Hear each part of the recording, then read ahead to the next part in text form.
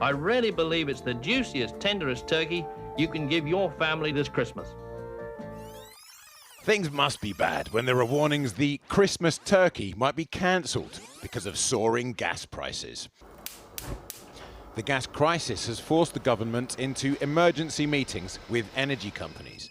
But what on earth has the meat industry got to do with gas, you may well ask? Well, increased costs mean industrial production of carbon dioxide has plummeted, and CO2 is used to stun animals before they're slaughtered. Such is the complexity of the gas supply chain, which has already seen several energy companies go bust this year. Obviously, the immediate job to do is to get through this autumn and winter and make sure customers are looked after.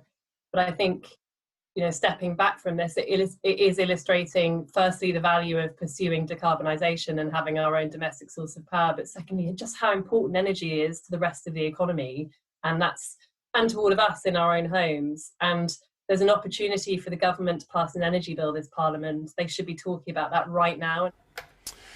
Even the humble Sunday paper's cuppa is affected because almost half of the UK's electricity comes from burning natural gas, and a global shortage of supply, plus surging demand from the Far East, among many other things, has caused the price to skyrocket.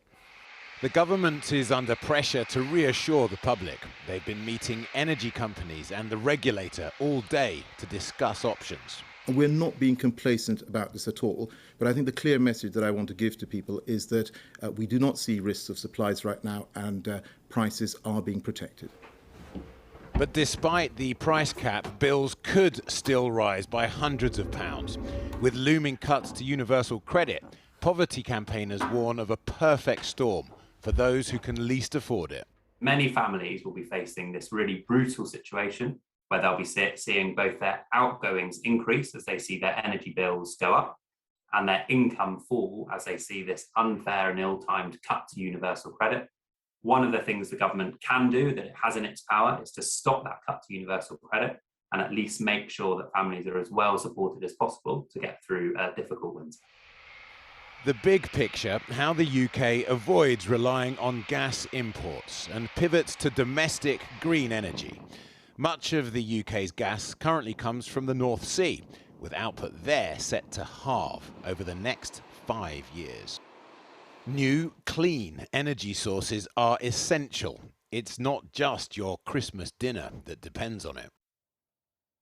That looks good, doesn't it? Well, earlier I spoke to Andrew Opie, who's in charge of food sustainability at the British Retail Consortium. I began by asking him if he felt reassured by the government's words.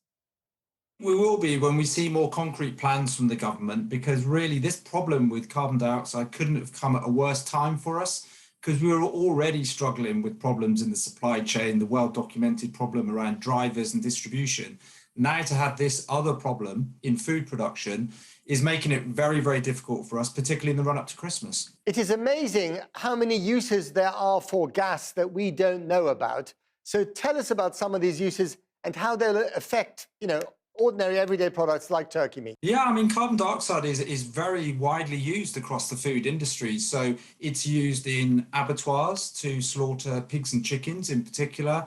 It's used in packaging to prolong the life. You get a special mix of air in there, which helps preserve and extend the life of things like salad vegetables and meat products. It's used to in carbonated drinks, so beer and soft drinks, and it's used in frozen foods as well to freeze food. So, I mean, it's a really key input in the food production system. Across the whole range, really? Oh, yeah, lots and lots of different products.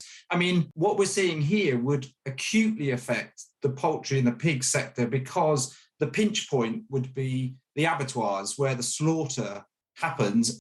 But empty supermarket shelves, the kind of nightmare vision that is drawn up by some people, is that actually a reality? I don't anticipate that, but I do see less choice for us. And of course, what supermarkets are adept at doing is working with their suppliers either to find things like alternative sources of products or to look at alternatives for us. Are there other meats around, for example, that aren't affected so much by this as chicken and pork would be? Right. So maybe not a turkey for Christmas, but I don't know, a mackerel. Well, well, I don't know what you have for Christmas. Maybe not a mackerel, and there will be turkey available. It's just the volume it might be a lot more. It might be pricier too, right? If there's less supply, there might be a bit of a price hike. Well, back to my original point around the problems building in the supply chain. There was already price pressure in the supply chain. Commodity prices are higher. Labor charges are rocketing at the moment because of the shortage of people.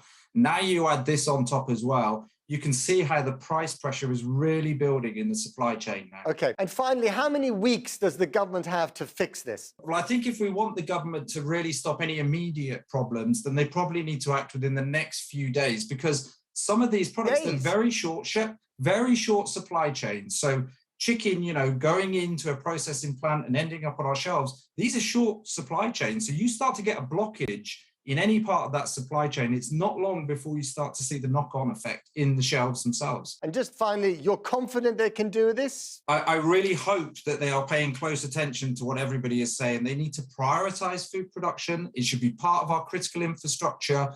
And if they don't want consumers to be disappointed, they need to take action quickly.